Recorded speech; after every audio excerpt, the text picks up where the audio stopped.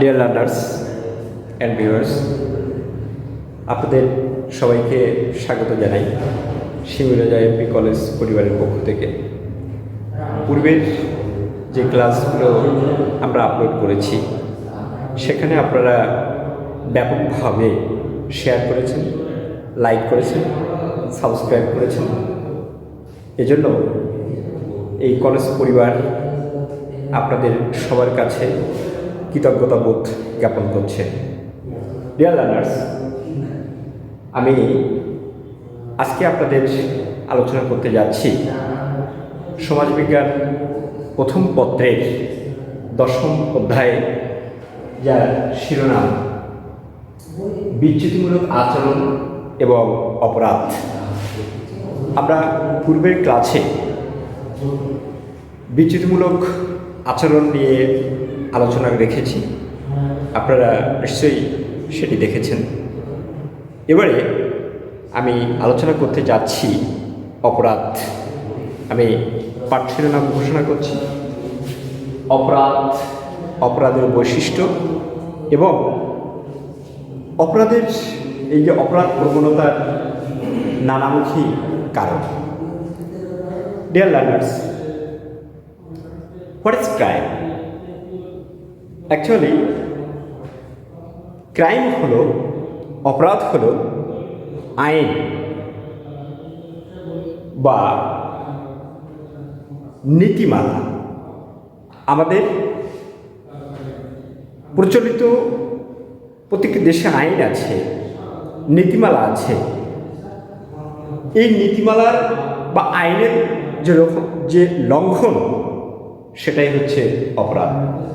আমরা যদি আরও সুনির্দিষ্টভাবে বলতে চাই, তাহলে আমি বলতে চাইব, আমরা বলতে পারি কোনো দেশের আইনসভা কর্তৃক অনুমোদিত, নট অ্যাপ্রুভড যে অবজেক্ট, সেটাই হচ্ছে অপরাধ।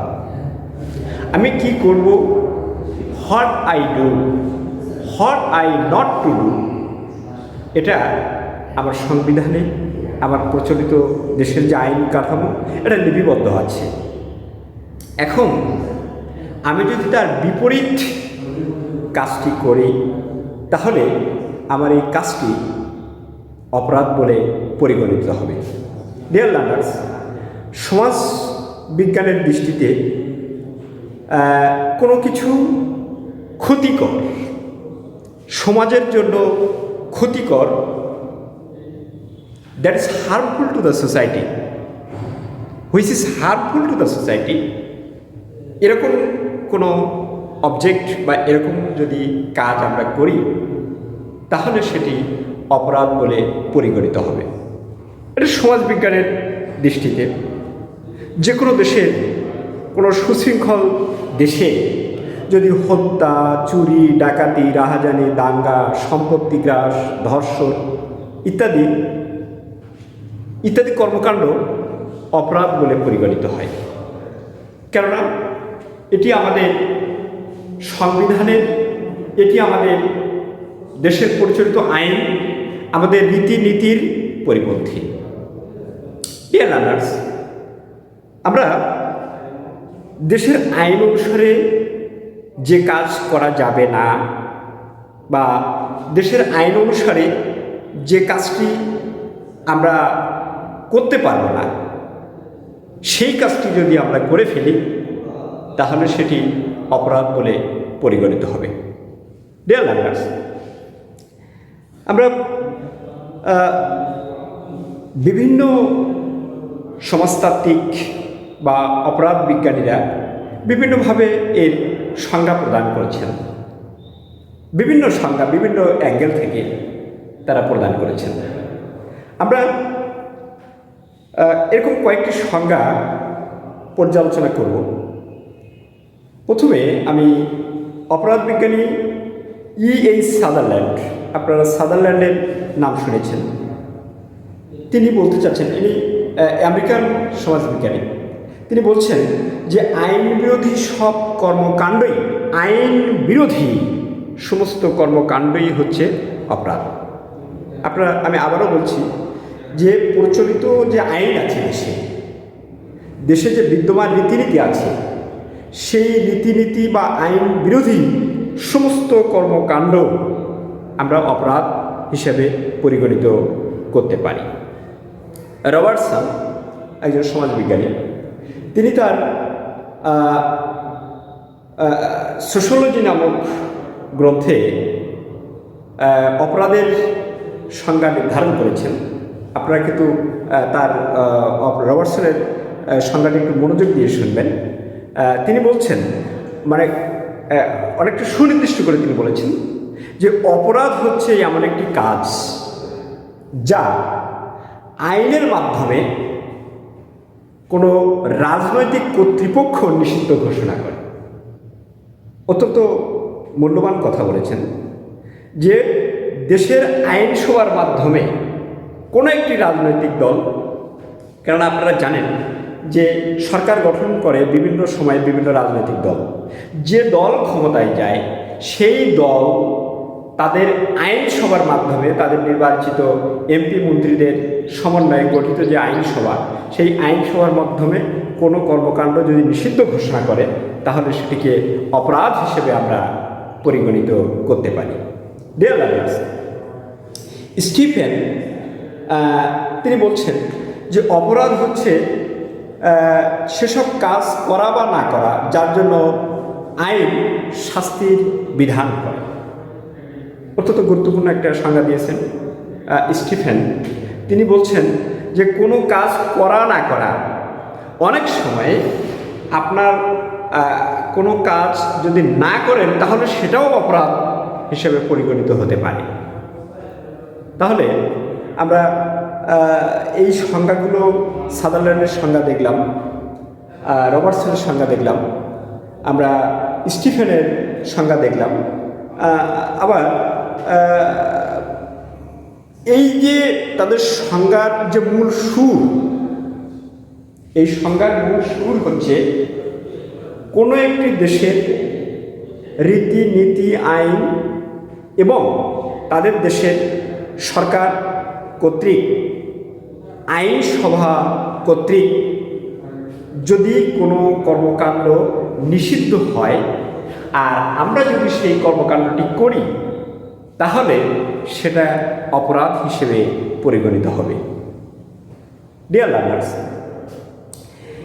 এই অপরাধের কিছু বৈশিষ্ট্য আছে।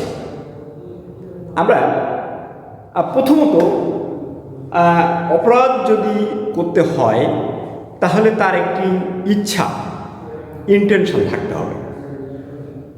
মস্তিষ্ক, ব্রেন আমাদেরকে সেটি নির্দেশ করবে। এরপরে দ্বিতীয় ধাপ হচ্ছে প্রিপারেশন।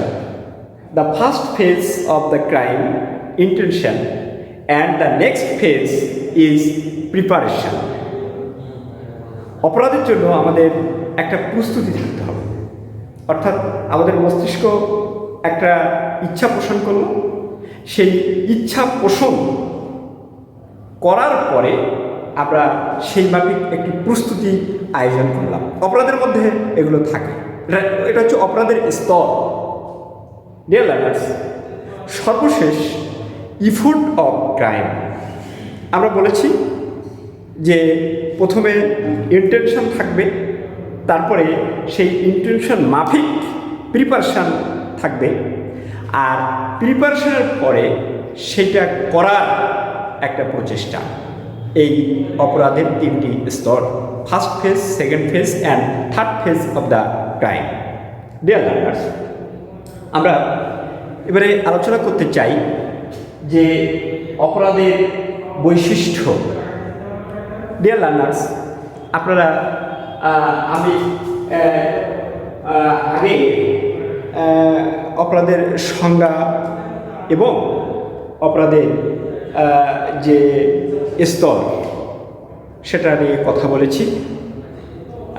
সেখানে আমরা সাদারল্যান্ড, স্টিফেন এবং রবার্টসন, আমরা এই তিনজন মনীষীর যে সংজ্ঞা আছে সেগুলো আলোচনা করার প্রয়াস পেয়েছি। তারপরে আমি বলেছি যে অপরাধের যে স্তর, অপরাধের তিনটি স্তরের কথা আমি বলেছি। The first phase is intention, and the second phase is preparation, and last phase of the crime is effort of crime. এবারে ক্যারেক্টারিস্টিক অফ ক্রাইম আমরা এটা আলোচনা করতে যাচ্ছি যে অপরাধের যে বৈশিষ্ট্য, অপরাধের বৈশিষ্ট্যগুলো নিয়ে আমি কথা বলতে যাচ্ছি। অপরাধ হতে হলে কোনো একটি কাজ, যদি কোনো কিছুর অপরাধ হতে হয়, কোনো কাজ যদি সেটাকে অপরাধ হিসেবে পরিগণিত হয়, তাহলে সেটি এটি হতে হবে কোনো কাজ বা কোনো কর্তব্যের প্রতি অবহেলা। ডিয়ার লার্নার্স, আপনি কোনো কাজ করলেন না, আবার আপনি কোনো কর্তব্যকে অবহেলা করলেন, সেটা অপরাধ হিসেবে পরিগণিত হতে পারে। কিন্তু এই কাজ এবং কর্তব্যর যে অবহেলা, সেটা যে অপরাধ, সেটার উল্লেখ থাকতে হবে। আমি আবার বলছি যে অপরাধ হচ্ছে কোনো কাজ না করা বা কোনো কর্তব্যে অবহেলা। তবে এটি যে অপরাধ, সেই কথাটি, অর্থাৎ এই কাজটিতে অবহেলা করলে অপরাধ হবে অথবা এই কর্তব্যটি না করলে অপরাধ হবে, সেটি আমাদের আইনে উল্লেখ থাকতে হবে। Then it become crime. Dear learners, আমরা অপরাধের সাথে ইন্টেনশন থাকে, অপরাধের সাথে তার প্রস্তুতি থাকে, এবং অপরাধের সাথে থাকে তার প্রচেষ্টা। ডিয়ার লার্নার্স, অপরাধ হতে হলে কাজটি শাস্তিযোগ্য হতে হবে এবং এটি অবশ্যই আইনে উল্লেখ থাকতে হবে। আর আরও বৈশিষ্ট্যের কথা যদি বলি, এটি আমাদের নীতি নৈতিকতার বিরোধী হবে। নীতি নৈতিকতার বিরোধী হবে। মানব আচরণের বঞ্চিত বিচ্যুতি, মানব আচরণের অর্থাৎ হিউম্যান বিহেভিয়ারের বঞ্চিত বিচ্যুতি হলো অপরাধ। ডিয়ার লার্নার্স, এই অপরাধ আমরা যেটি বলছি, এটি কিছুটা রিলেটিভ, এটি আপেক্ষিক, অর্থাৎ স্থান কাল পাত্রভেদে এটি পার্থক্য হতে পারে। এই জন্য এটি রিলেটিভ। ইট ইজ নট ধ্রুবক। এটার স্থান কাল পাত্র ভেদে এটির পার্থক্য আসবে। এটি সব জায়গায় সব কাজ অপরাধ হিসেবে পরিগণিত নাও হতে পারে, আবার আমাদের এখানে যেটি অপরাধ হিসেবে পরিগণিত হতে পারে, ইউরোপ আমেরিকায় সেটি অপরাধ হিসেবে পরিগণিত নাও হতে পারে। ডিয়ার লার্নার্স, এই জন্য বলছে যে ইট ইজ রিলেটিভ। এটি আপনার মানে স্থানকাল পাত্র ভেদে পার্থক্য হয়, এটি আপেক্ষিক। It is not constant. আমরা তাহলে জানলাম যে অপরাধের বৈশিষ্ট্য এর মধ্যে আমরা বেশ কয়েকটি পয়েন্ট আপনাদের সামনে তুলে ধরেছি। আমরা এবারে আলোচনা করতে চাই যে অপরাধের ধরন। অপরাধের বিভিন্ন ধরন আছে। নেচার অফ ক্রাইম, আমরা অপরাধের বিভিন্ন আঙ্গিক আমরা বিভিন্নভাবে যে মানে আমেরিকান সমাজবিজ্ঞানী এডউইন এইচ সাদারল্যান্ড তিনি দুইটা ভাগে ভাগ করেছেন। একটি হচ্ছে গুরু অপরাধ, আরেকটি হচ্ছে লঘু অপরাধ। ইনি আমেরিকান প্রেক্ষাপটে এই কথাটি বলেছেন যে গুরু অপরাধ, হয়তো হতে পারে গুরু অপরাধের যে শাস্তি পানিশমেন্ট এটা হচ্ছে ডেথ পানিশমেন্ট হতে পারে, ডেথ সেন্টেন্স হতে পারে, মৃত্যুদণ্ড হতে পারে, গুরুদণ্ড গুরু অপরাধের। আর লঘু অপরাধের হয়তো সাময়িকভাবে জেল হতে পারে, জরিমানা হতে পারে। তিনি এভাবে ভাগ করেছেন। আবার আমাদের ভারতীয় যে সমাজবিজ্ঞানী আছেন পঞ্চানন ঘোষ, তার অপরাধ বিদ্যা নামক গ্রন্থে তিনি কয়েকটি অপরাধের কথা উল্লেখ করেছেন, টাইপস অফ ক্রাইম। তিনি বলছেন স্বভাবজাত অপরাধ, ইনস্টিংটিভ ক্রাইম, এক নম্বর পয়েন্টে তিনি বলেছেন। 2 নম্বর বলেছেন যে নমনীয় মাত্রার অপরাধ, ফ্লেক্সিবল ক্রাইম। তিনি বলেছেন প্রথম অপরাধের কথা বলেছেন স্বভাবজাত, দ্বিতীয় অপরাধের কথা বলেছেন তিনি নমনীয় অপরাধ, এবং আরেকটি অপরাধের কথা তিনি বলেছেন যে অভ্যাসগত অপরাধ। তাহলে সহজাত অপরাধ, নমনীয় মাত্রার অপরাধ এবং অভ্যাসগত অপরাধ, এই 3টি পয়েন্টের কথা তিনি উল্লেখ করেছেন। ডিয়ার লার্নার্স, বাংলাদেশের যে পুলিশ যে তার বার্ষিক প্রতিবেদন প্রকাশ করে, সেখান থেকে আমরা বার্ষিক প্রতিবেদনের অপরাধকে কয়েকটা ভাগে তারা ভাগ করেছেন, 5টি ভাগে ভাগ করেছেন। প্রথম শ্রেণীর অপরাধ, দ্বিতীয় শ্রেণীর অপরাধ, তৃতীয় শ্রেণীর অপরাধ, চতুর্থ শ্রেণীর অপরাধ এবং পঞ্চম শ্রেণীর অপরাধ। এটা বাংলাদেশ পুলিশ তার অ্যানুয়াল যে রিপোর্ট পেশ করে, সেই রিপোর্ট থেকে আমরা এই তথ্যটি আপনাদেরকে তুলে ধরেছি। ডিয়ার লার্নার্স, এর পরেও বিশেষ কয়েকটি অপরাধের কথা আমি বলবো। আমরা অপরাধের যে বিশেষ কয়েকটি অপরাধ, তার মধ্যে প্রথমে আলোচনা করব যে জুভিনাইল ডেলিনকুয়েন্সি, অর্থাৎ কিশোর অপরাধ। এটি অত্যন্ত গুরুত্বপূর্ণ আলোচনার বিষয়, যে বর্তমান সময়ের বা বর্তমান প্রেক্ষাপটে এটি অত্যন্ত জানার একটি বিষয়। আপনারা পেপার, পত্রিকা, ফেসবুক, টুইটার যেখানেই যাবেন সেখানে আপনারা দেখছেন যে কিশোর অপরাধের মাত্রাটা বেড়ে গেছে অত্যন্ত দারুণ গতিতে। বাংলাদেশেও এটিও দারুণ মাত্রা পেয়েছে। এটি হচ্ছে কিশোর এবং কিশোরীদের সমন্বয়ে একটি অপরাধ। কিশোর এবং কিশোরীদের সমন্বয়ে তাদের দ্বারা সৃষ্ট একটি অপরাধ। এখানে এই কিশোর কিশোরীদের বয়সের তারতম্য দেশ ভেদে পার্থক্য হতে পারে। আমাদের দেশে 7 থেকে 16 বছরের যে বয়সী যারা আছে তাদেরকে আমরা কিশোর কিশোরী হিসেবে আখ্যায়িত করি। তাদের দ্বারা সংগঠিত যে অপরাধ, এটিকে আমরা কিশোর অপরাধ হিসেবে আখ্যায়িত করি। ডিয়ার লার্নার্স, কিশোর কিশোরীদের যে দ্বারা সংগঠিত সামাজিক মূল্যবোধের সাথে, অর্থাৎ সোশ্যাল ভ্যালু নর্মস, এগুলোর সাথে যে সাংঘর্ষিক বা আইন শৃঙ্খলার বিরুদ্ধে যে কর্মকাণ্ড, সেটি আমরা কিশোর অপরাধ হিসেবে গণ্য করতে পারি। এর ছোটোখাটো চুরি, পকেট মারা, ধর্ষণ, মেয়েদের উত্ত্যক্ত করা, ইপটিজিং, এরকম ধরনের যে আচরণগুলো আছে সেটি কিশোরদের মধ্যে একটু বেশি দেখা যায়। এর প্রবণতাটা তাদের মধ্যে বেশি লক্ষ্য করা যায়। তাহলে আমরা জানলাম যে কিশোর অপরাধ, আমি আবারও বলছি, এটি বয়সের উপরে ডিপেন্ড করে। তা এই বয়সটি একটি দেশ থেকে আরেকটি দেশে পার্থক্য হতে পারে।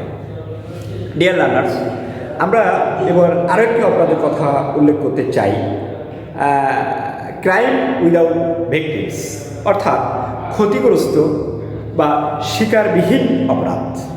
ডিয়ার লার্নার্স, সমাজবিজ্ঞানীরা ক্ষতিগ্রস্ত বা শিকারবিহীন নামে একটি অপরাধের কথা তারা উল্লেখ করেছেন।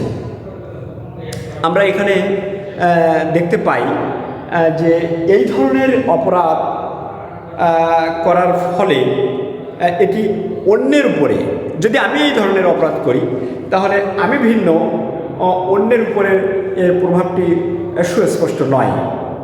এই জন্য এটা যেমন ধরেন জুয়া খেলা, যেমন ধরেন পতিতাবৃত্তি, মাদকাসক্তি, ভবঘুরে পানা, অথবা বর্তমান সময়ে যে সারা বাংলাদেশে হইচই ফেলেছে ক্যাসিনো কর্মকাণ্ড, এগুলো আমরা এই ধরনের অপরাধের মধ্যে ফেলতে পারি।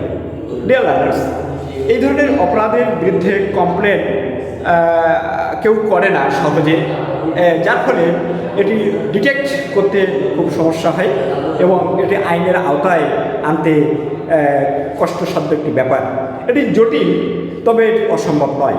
যেমন বর্তমান সময়ে যে ক্যাসিনো যে কর্মকাণ্ডটি সারা বাংলাদেশে হয়ে গেল, এটি পুলিশ নিজের উদ্যোগে, পুলিশ বিরোধী পুলিশ নিজেই কাউন্টার হিসেবে এটাকে চিহ্নিত করেছেন। এরকমভাবে যদি আইন শৃঙ্খলা বা ডিফেন্সের বাহিনীর লোকজন যদি এগিয়ে এসে এটাকে আমলে নেন, তাহলেই এর একটি সুষ্ঠু সমাধান হয়। তবে সাধারণত সাধারণ মানুষ এটির বিরুদ্ধে সহজে মুখ খোলে না, বা সাধারণ মানুষ এটি ঘাটাতেও চায় না, যার ফলে এটি আইডেন্টিফাই করাটা একটু ডিফিকাল্ট হয়ে পড়ে। তবে আমি আবারও বলছি, it is difficult to identify but not impossible. এটা একটু জটিল হতে পারে, তবে এটি অসম্ভব নয়। আমরা এবার আরও একটি অপরাধের কথা বলবো, যে হোয়াইট কালার ক্রাইম, ভদ্র বেশি অপরাধ। ডিয়ার লার্নার্স, সুপ্রতিষ্ঠিত আমাদের দেশে, আমাদের not only our country, the whole world, those who are well established in the society, আমি বলতে চাই যারা সমাজের সুপ্রতিষ্ঠিত ব্যক্তি রয়েছেন, তাদের পেশার প্রতিক্রিয়ায় এমন কিছু অপরাধ আছে যেগুলো এই হোয়াইট কালার ক্রাইমের মধ্যে পড়ে। মনে করেন যে আপনি আয়কর বিভাগে চাকরি করেন, মনে করেন আপনি বিচার বিভাগে জুডিশিয়াল ডিপার্টমেন্টে চাকরি করেন, মনে করেন আপনি ডিফেন্সে চাকরি করেন, মনে করেন আপনি ট্রেডমার্ক সংক্রান্ত যে অফিস আছে সেখানে আপনি চাকরি করেন। আপনার হাতে একটি সুযোগ রয়ে গেছে, আপনার হ্যাঁ না বা আপনার সিগনেচারে একটি ব্যাপকভাবে দুর্নীতি হওয়ার সুযোগ আছে। আপনি যদি এ ধরনের ক্রাইমে নিজেকে জড়িয়ে ফেলেন, তাহলে আমরা এটাকে হোয়াইট কালার ক্রাইম হিসেবে পরিগণিত করতে পারি। ডিয়ার লার্নার্স, তবে এই সুপ্রতিষ্ঠিত ব্যক্তিগণ যদি এই ধরনের কাজের বাইরে ব্যাপকভাবে, যেমন হত্যা, রাহাজানি, ধর্ষণ, এটাতে জড়িয়ে পড়ে, তখন সেই কাজটি কিন্তু হোয়াইট কালার ক্রাইমের মধ্যে সীমাবদ্ধ থাকবে না। তবে আগের পূর্ব উল্লেখিত যে কাজটি বললাম আর কি, মানে যা তার হাতেই এই ধরনের কাজগুলো পাস হয়ে যাচ্ছে, তিনি যদি মানে সঠিকটা না করে যদি বেঠিকটা করেন, বা তিনি যদি অর্থ বা অন্য কোনো লোভের বশবর্তী হয়ে যেটা করার দরকার ছিল না সেটা যদি করেন, তাহলে আমরা সেই কাজটিকে মানে হোয়াইট কালার ক্রাইম হিসেবে আখ্যায়িত করতে পারি। তবে সেই প্রতিষ্ঠিত ব্যক্তিগণ যদি হত্যা, রাহাজানি, ধর্ষণ এই ধরনের বড় ক্রাইমে যুক্ত হয়ে যান, তখন কিন্তু তার ওই ক্রাইমটি আর হোয়াইট কালার ক্রাইমের মধ্যে সীমাবদ্ধ থাকবে না। ডিয়ার লার্নার্স, আমরা এখন আরও একটি অপরাধের কথা বলতে পারি, যে অর্গানাইজড ক্রাইম বা গ্যাং ক্রাইম হিসেবে আমরা এটা উল্লেখ করতে পারি, যে একাধিক ব্যক্তির সমন্বয়ে। আপনারা বর্তমান সময়ে দেখেছেন যে বাংলাদেশে একটি টার্নিং পয়েন্ট চলছে, একাধিক লোক একসাথে মিলিত হয়ে কোনো একটি ক্রাইম করছে, অর্গানাইজ হয়ে তারা ক্রাইম করছে। এ ধরনের যেমন মাফিয়া চক্র, এদের একজন দিয়ে কাজ চলে না, এরা একাধিক জায়গায় একাধিক লোক দলবদ্ধভাবে গ্রুপ ওয়াইজ রাখে, যার ফলে এটা একটি শক্তিশালী অবস্থান নেয়। এই শক্তিশালী অবস্থানের কারণে তাদের ধরাটাও যেমন দুঃসাধ্য হয়ে পড়ে, কঠিন হয়ে পড়ে, তেমনি আইনের আওতায় আনাটাও অনেকটা কঠিন হয়ে পড়ে। এই মাফিয়া চক্ররা আবার ন্যাশনালি বা ইন্টারন্যাশনালি তাদের নেটওয়ার্ক তৈরি করে তারা আন্তর্জাতিকভাবে তাদের এই অপরাধমূলক যে কাজটা ছড়িয়ে দেয়।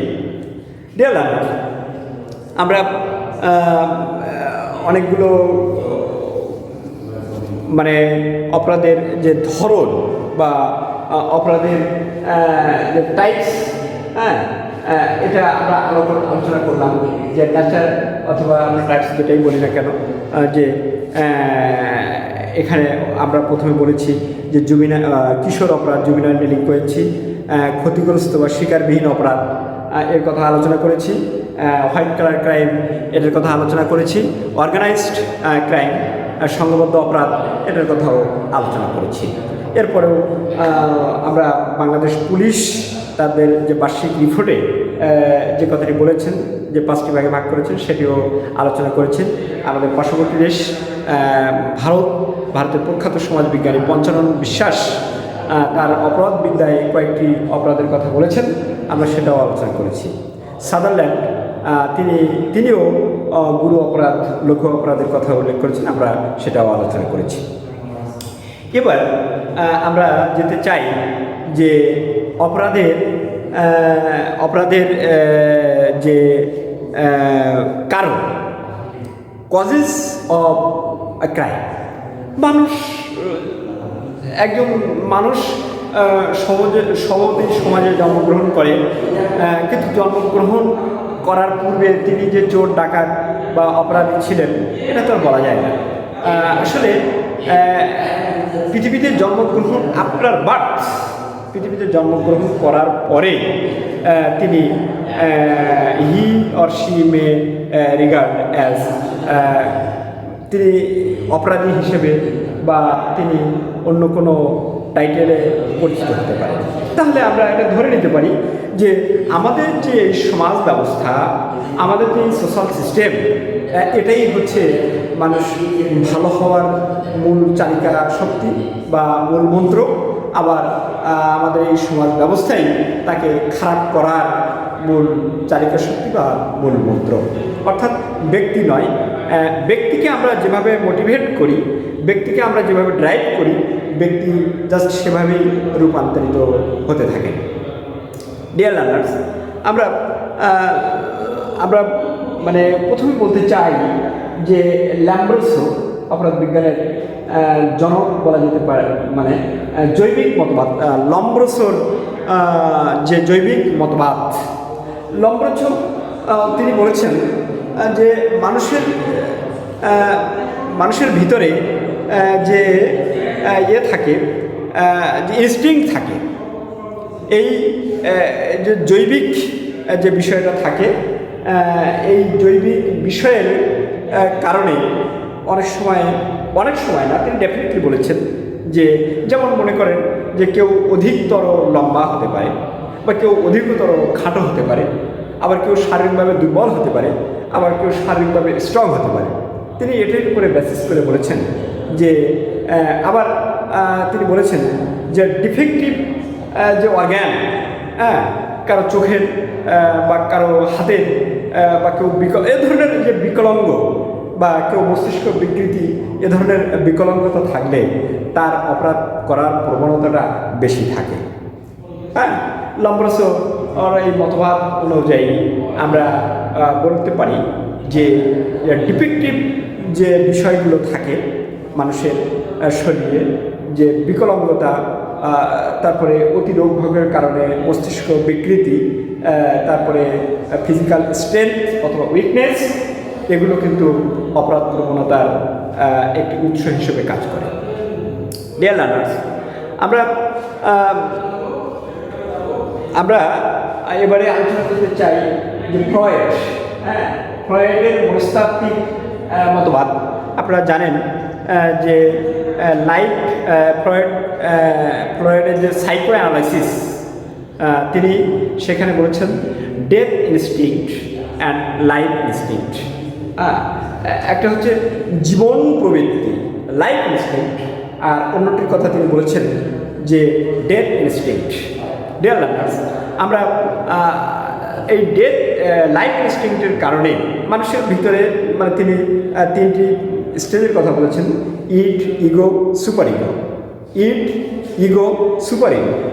মানুষ এগুলোর সমন্বয়ে মানে মানুষের জীবন। তার পরিভাষায় মনোবিজ্ঞানী ফ্রয়েড, সিগমন্ড ফ্রয়েড, তিনি বলেছেন যে এইগুলোর ইট, ইগো এবং সুপার ইগো দিয়ে মানুষ পরিচালিত হয়। আমরা তার পরিভাষা অনুযায়ী যে আমাদের ভিতরে যে ডেথ লাইফ ইনস্টিংক্ট আছে, অর্থাৎ জীবন প্রবৃত্তি, সেই জীবন প্রবৃত্তির কারণে আমরা বিভিন্ন দিকে ধাবিত হই, প্রতিযোগিতামূলক কর্মকাণ্ড করি, আমরা আমাদের জীবন বৃদ্ধির বিং অ্যান্ড বিকামিংয়ের দিকে আমরা ধাবিত হই। এবার যদি তার ভিতরে ডেথ ইনস্টিংক্টটা জাগ্রত হয়, তিনি যদি ধ্বংসাত্মক বা তিনি যদি খারাপ কোনো কাজে নিয়োজিত এঙ্গেজ করেন, তাহলে সেটাকে আমরা অপরাধ হিসেবে পরিগণিত করতে পারি। তাহলে লাইফ ইনস্টিংক্ট থাকে আর ডেথ ইনস্টিংক্ট থাকে। এই ডেথ ইনস্টিংক্ট অনুযায়ী মানুষ খারাপ কাজের বশবর্তী হয়, আর এই খারাপ কাজগুলোই আমাদের অপরাধ হিসেবে পরিগণিত হয়। ডিয়ার লার্নার্স, আমরা এরপরে আলোচনা করতে চাই যে কার্ল মার্কসের অর্থনৈতিক মতবাদ। জার্মান সমাজবিজ্ঞানী, অর্থনীতিবিদ, বহু বিষয়ের প্রভূত পণ্ডিত কার্ল মার্কস, তিনি বলেছেন যে এই যে আমাদের যে ক্যাপিটালিজম, এই ক্যাপিটালিজমের যে শোষণ, এই শোষণের ফলশ্রুতি হচ্ছে অপরাধ। ডিয়ার লার্নার্স, তিনি সবসময় বলেছেন বিভিন্ন গ্রন্থে, তার ডাস ক্যাপিটাল তার বিখ্যাত একটি গ্রন্থ, সেখানে তিনি বারবারই বলেছেন যে এই যে ক্যাপিটালিজম, এই যে পুঁজিবাদ, এটাকে কেন্দ্র করে, এটাকে সেভ করাকে কেন্দ্র করে একজন ব্যক্তি আরেকজন ব্যক্তির মানে দুজনের মাঝে সে মানে শত্রু বা দুজনের মানে মতনৈক্য তৈরি হয়। এখানে একজন ব্যক্তি তিনি অর্থকে পুঁজি করতে চান, অর্থকে সংগঠিত করতে চান। এই অর্থ সংগঠিত করতে যেয়ে তিনি তার জানা মতে বা অজানায় তিনি বিভিন্ন রকম শোষণ শাসনের খপ্পরে পড়ে যান, যার ফলে তার বাইরে যারা থাকে তিনি তার শত্রু হিসেবে পরিগণিত হয়ে যান। এভাবে তিনি অর্থনৈতিক যে মতবাদটার কথা বলেছেন কার্ল মার্কস, এটা অত্যন্ত গুরুত্বপূর্ণ অপরাধের। যেমন যারা তিনি বলেছেন যারা দেশে অর্থনৈতিকভাবে শক্তিশালী, তারা আইন প্রণয়ন করেন, তারা অন্যকে শাস্তি দেওয়ার যে ফাঁদ সেটা তৈরি করেন। আবার যারা গরিব মানুষ আছে, যারা বেঁচে থাকতে চান, বেঁচে থাকতে গেলে তার যে বেসিক জিনিসগুলো আছে বা হয়তো বয়সে আরও কিছু জিনিসগুলো আছে, সেগুলো যদি অ্যাচিভ করতে চান, গেইন করতে চান, তখন সে যদি ব্যতিক্রমধর্মী পথে চলে বা সমাজবিরোধী কোনো কর্মকাণ্ডের সাথে জড়িয়ে পড়ে, তখন তাকে আইনের আওতায় এনে শাস্তি বিধান করা হয়। ডিয়ার লার্নার্স, আমরা এরপরে কার্ল মার্কসের পরে আমরা দেখব যে ভৌগোলিক পরিবেশ। এটা হচ্ছে geographical environment is very much important in the aspect of ক্রাইমের ক্ষেত্রে এটা খুবই একটা গুরুত্বপূর্ণ। আমরা দেখেছি যে বাংলাদেশের অপরাধ বিজ্ঞানী ডক্টর আবুল হাসনাত তিনি বলেছেন যে ভৌগোলিক পরিবেশের কারণে বাংলাদেশের জুন এবং ডিসেম্বর মাসে এটি অপরাধটা বেশি সংঘটিত হয়। জুন মাসে সাধারণত মানুষের হাতে অর্থনৈতিকভাবে, বিশেষত বাংলাদেশ কৃষি নির্ভর দেশ, এই জুন মাসে মানুষের হাতে টাকা পয়সা খুবই অপ্রতুল থাকে, যার ফলে মানুষ তার জীবন চালানোর জন্য অপরাধের পাল্লায় নিজেকে অনেক সময় সঁপে দেয়। এরপরে ডিসেম্বর মাসে আমরা জানি যে ডিসেম্বর মাসে রাত অনেক বড় হয়।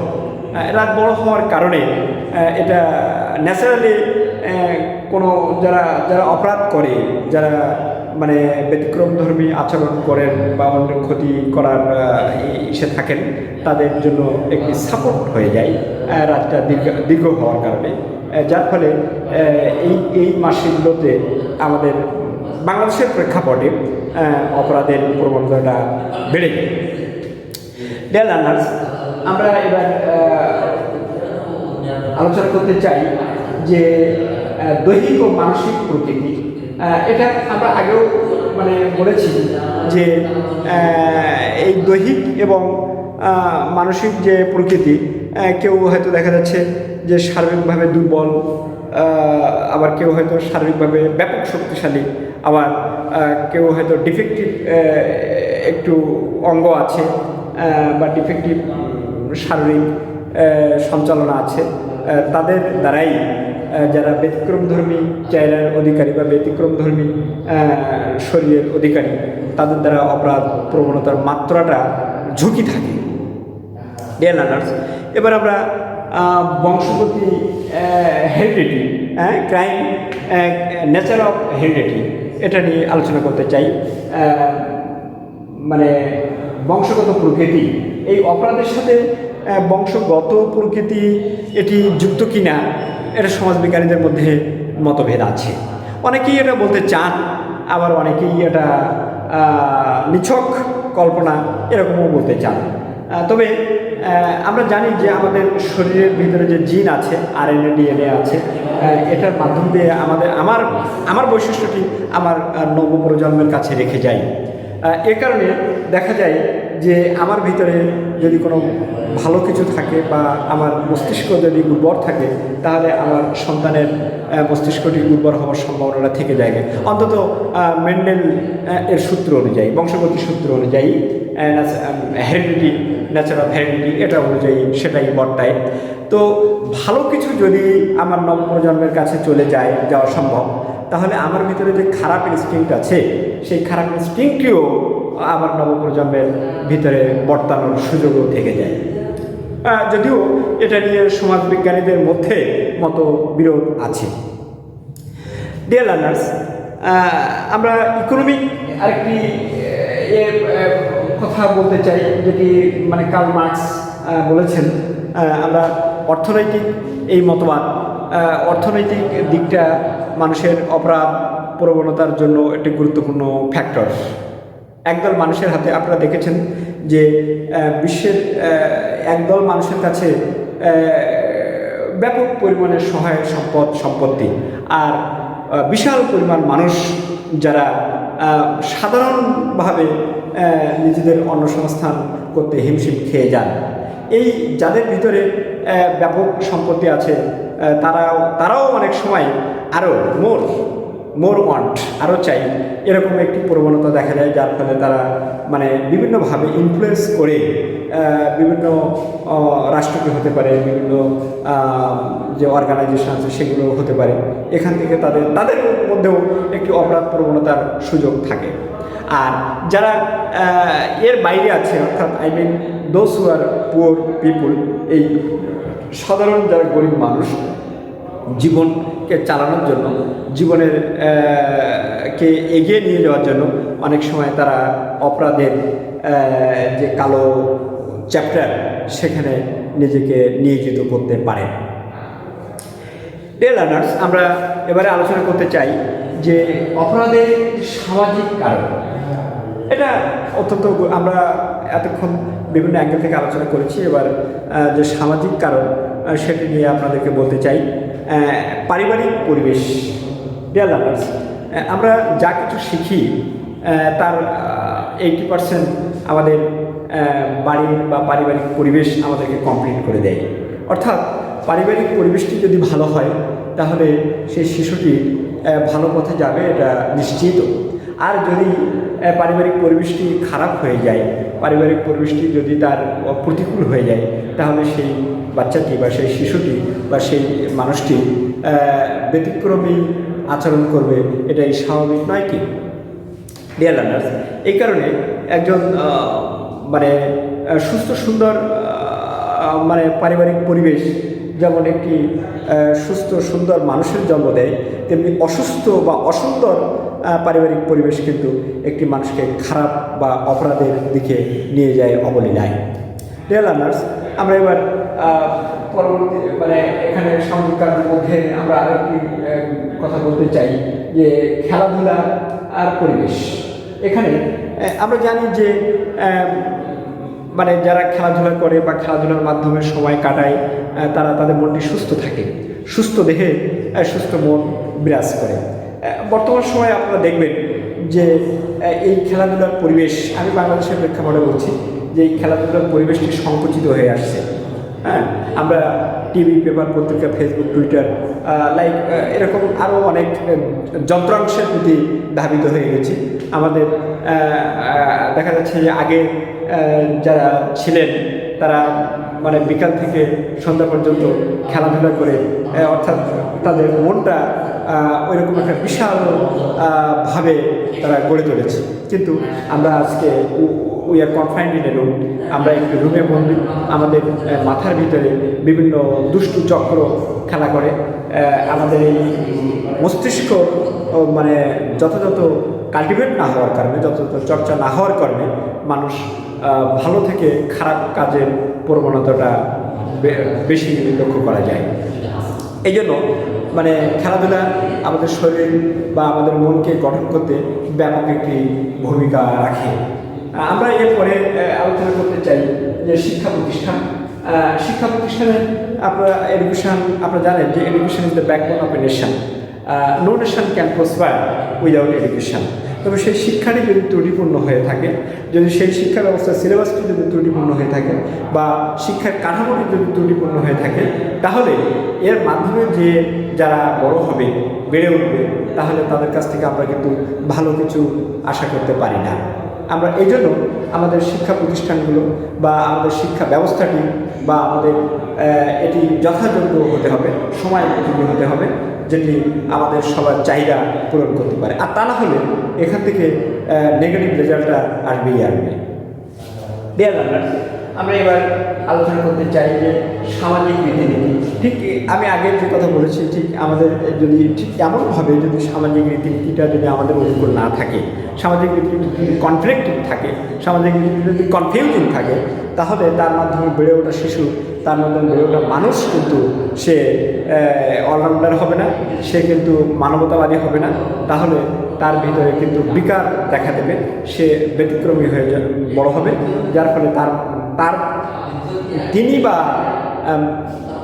তার মাধ্যমে অপরাধমূলক কাজ করার সুযোগের সম্ভাবনাটা বেশি থেকে যাবে। ডিয়ার লার্নার্স, এবার আমরা শ্রেণী বৈষম্যের কথা বলতে পারি যে শ্রেণী বৈষম্য এটা কার্ল মার্কসের আলোচনার একটি গুরুত্বপূর্ণ বিষয়। যে ক্লাস সিস্টেম, এই ক্লাস সিস্টেমের আমরা বলি যে middle class, high class, low class. এই যে ক্লাস আছে, এই ক্লাসের মানে ক্লাস বলতে একটা শ্রেণীতে যারা থাকবেন তারা একই ধরনের সুযোগ সুবিধা সব কিছু ভোগ করবেন, এটাই হচ্ছে ক্লাস। তবে এখানে দেখা যায় যে হাই ক্লাসের মানুষরা ব্যাপকভাবে ডোমিনেট করছেন, ব্যাপকভাবে এক্সপ্লয়েট করছেন তাদের মিডল ক্লাস বা লোয়ার ক্লাস পিপুলদের। এক্ষেত্রে কিন্তু মানে এই লোয়ার ক্লাসের মানুষদের মধ্যে অপরাধ প্রবণতাটা জন্ম নিতে পারে বা মিডল ক্লাসের মানুষদের মধ্যে অপরাধ প্রবণতা, অ্যাজ ওয়েল অ্যাজ যে হাই ক্লাসের যারা অবস্থান করছেন তারাও কিন্তু মানে অপরাধমূলক মানসিকতা নিয়েই তারা এই ধরনের আচরণটি করছেন। ডিয়ার লার্নার্স, আমরা এবার বলছি যে কোর্ট ও জেলখানা বর্তমান সময়ে ব্যাপকভাবে মানে ওয়ার্ল্ড ওয়াইড যে আমাদের অপরাধ প্রবণতা বেড়ে যাচ্ছে। এর ফলে আমাদের যে ডিফেন্স যে বাহিনী রয়েছে, এনারা দেখা যাচ্ছে যে কোনো একটা ভালো মানুষকে যদি মানে সুষ্ঠু বিচার না হওয়া সাপেক্ষে তাকে জেলখানায় রাখে, তাহলে তার ভিতরে একটি নেগেটিভ প্রতিক্রিয়া হতে পারে। হয়রাজ আবার যদি কোনো প্রকৃত অপরাধী, রিয়েল যে অপরাধ করেছে, প্রকৃত যিনি অপরাধ করেছেন, তিনি যদি আইনের ফাঁকফোকর পেয়ে যদি মুক্তি পেয়ে যান, তাহলে তিনি মানে দুঃসাহসিক হয়ে যান, তিনি রেকলেস হয়ে যান, বেপরোয়া হয়ে যান। তার দ্বারাই সমাজে অহরহ যে অপরাধ, তাকে কেউ মানে কোনো কিছু করতে পারবে না, তাকে ছুঁতে পারবে না, বা তিনি সমস্ত কিছুর ঊর্ধ্বে, এই ধরনের একটা মানসিকতা তৈরি হয় এবং তার পক্ষে সমাজের যে কোনো রীতিনীতি ভেঙে ফেলা এটা অ্যাজ ইউজুয়াল একটা ব্যাপার হয়ে দাঁড়ায়। ডিয়ার লার্নার্স, আমরা এবার আলোচনা করছি যে জটিল সমাজ ব্যবস্থা। আমরা মানে আমেরিকা সমাজবিজ্ঞানী হার্বার্ট স্পেন্সার তিনি এই কথাটি বলেছেন যে সভ্যতা যত রোলিং হচ্ছে আমাদের এই সভ্যতাটি তত মানে সিম্পল থেকে কমপ্লেক্সে যাচ্ছে। পূর্বে এটি সিম্পল ছিল আর বর্তমান সময়ে এটি কমপ্লেক্স থেকে মোর কমপ্লেক্সের দিকে যাচ্ছে। যত কমপ্লেক্সে যাচ্ছে তত আমাদের কমপ্লেক্সিটি অ্যারাইজ হচ্ছে, যার ফলে আগে যে ব্যবস্থাটি অত্যন্ত সুন্দর বা স্বল্প পরিসরে সমাধান হয়ে যেত, কিন্তু এটি এখন আর সেই স্বল্প পরিসরে সমাধান হওয়া নয়।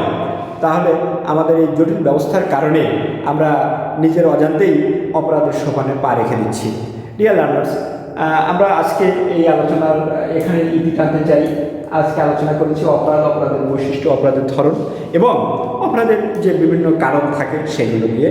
আমরা আশা করি পরবর্তী ক্লাসে আমরা আরও অন্য বিষয় নিয়ে আলোচনা করব এবং সেই ক্লাসে অগ্রিম আমন্ত্রণ রেখে, আর আপনারা কোভিড-19-এর মধ্যে আছেন, আপনারা যে যেখানেই থাকবেন WHO অ্যান্ড বাংলাদেশ গভর্নমেন্ট কর্তৃক সাজেস্টিভ যে হেলথ অ্যান্ড হাইজিন বিষয়ক যে অ্যাডভাইস রয়েছে সেগুলো যথাযোগ্যভাবে মেনে চলবেন। আপনারা সুস্থ থাকবেন, আপনাদের পরিবারকে সুস্থ রাখবেন, আপনারা দেশকে সুস্থ রাখবেন, আপনারা যে যেখানে থাকবেন ভালো থাকবেন, এই প্রত্যাশায় আপনাদের সবাইকে ধন্যবাদ।